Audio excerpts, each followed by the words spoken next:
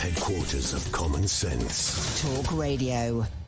Let's talk about this no-fly zone. This has been the really big issue of the last 24 hours after Boris Johnson was confronted in his trip to Eastern Europe by a journalist and activist from Ukraine calling for the no-fly zone. It's something that Volodymyr Zelensky has called for.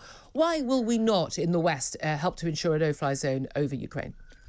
Well, I mean, it's been talked about for quite some time by people who want to, and I understand why, want to do something because of the horrors they're seeing on the screen. But the reality is that to have a no-fly zone, it has to be enforced. And of course, to enforce it would be to shoot down Russian jets using British, American or French jets. And if you do that, the Russians would retaliate. And under NATO, as member NATOs, if somebody attacks Britain, we can trigger Article 5, and all 30 nations of NATO will come to the aid and attack the attacker. So that becomes a third world war, or certainly a war across Europe and the Atlantic.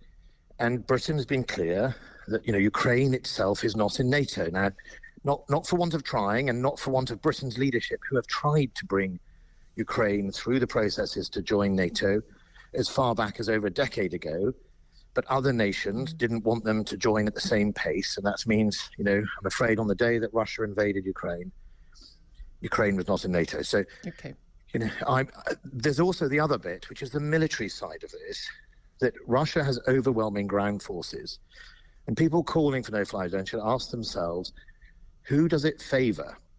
One of the few weapons the Ukrainians have to hit the Russians in the rear, or those massive armored columns, is from the air, either with unmanned drones, which they're using successfully, or fighter jets, which they have been using as well.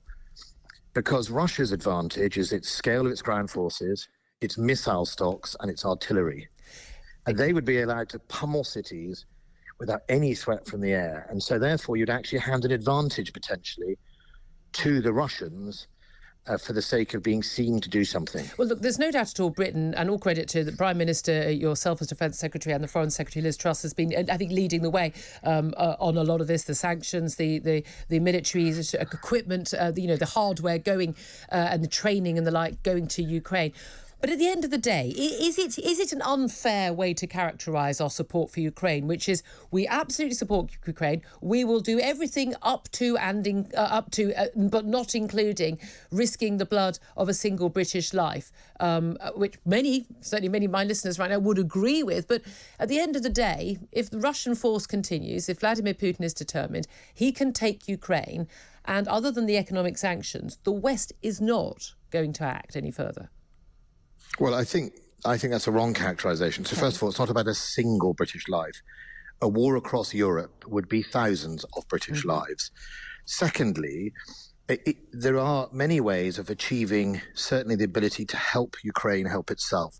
Much of that armour, and I'm afraid the loss of Russian life, is because of weapon systems supplied by the West, and Britain led the way on that when many countries refused to do it, who now do it.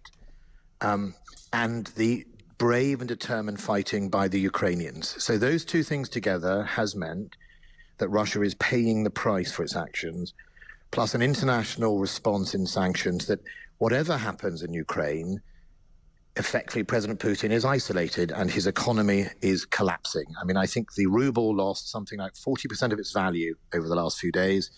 His central bank is sanctioned way beyond, I think, what anyone thought was likely. So I think, that is the reality of where we are in. Ukraine is not in NATO. And I think that's a point of regret.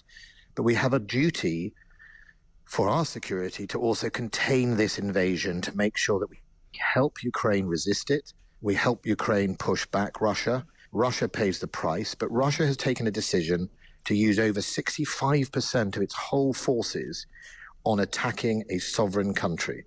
That's a huge gamble for him.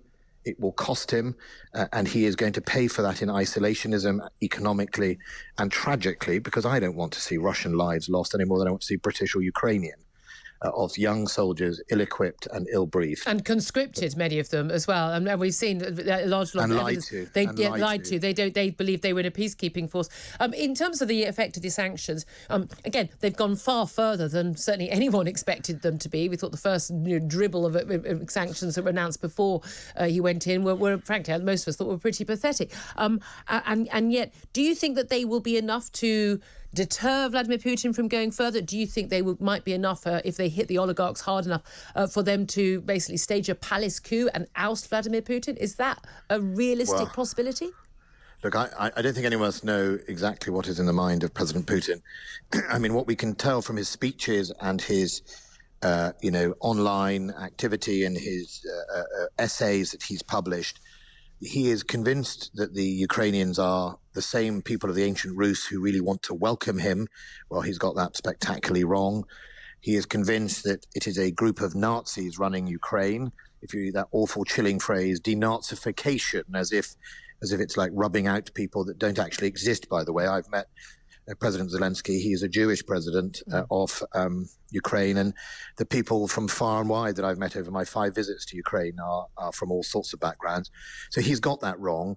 He is determined. He will use unlimited violence, as we can see in these bombardments, to try and get his way, and that will cost him. And I think the thing that, I have to have regard for, and it is really important, we cannot risk miscalculation. My duty to your listeners and British citizens is to make sure we keep our country and our allies safe as much as we can, without tripping into a very, very bad and dark place across Europe. But I think the thing that is important is these Ukrainians, and I've known a lot of them, are brave and strong. And every day of fighting today will be a year of resistance that the Russians will have to pay for when they try and occupy a country as big as France and Germany put together. I know you've got to go, but can I squeeze in another question, as we started a bit late? Yeah. Let's talk about refugees. Could be up to 200,000 relatives of Ukrainians already resident in this country. Are we doing enough to take our fair share of likely refugees from Ukraine? Already over 600,000 having left the country. Well, I think 200,000, is a lot. I mean, if you think, as you say, 600,000 have left the country, that's a third of them. And there are plenty of countries across Europe. I think we have shown we are going to be open as the as the facts on the ground change. Our policies may well change. I think it is reasonable to expect that we carry out basic checks. Once these people are in safe haven, so they don't have to do it in Ukraine, they can get to the neighbouring countries. We will just make sure they are who they say they are. I don't think that's unreasonable. Okay. But apart from that, I think, we are a generous country for these people, and not just Ukrainians. We did it for Hong Kong, nationals suppressed by what was going on in Hong Kong, and we've done it for the Afghans. Okay, Ben Wallace, Defence Secretary, really appreciate you joining. Good talk. Hot talk. Bold talk. Talk radio. Listen on your smart speaker. Watch it live on your smart TV. The world headquarters of common sense. Talk Radio.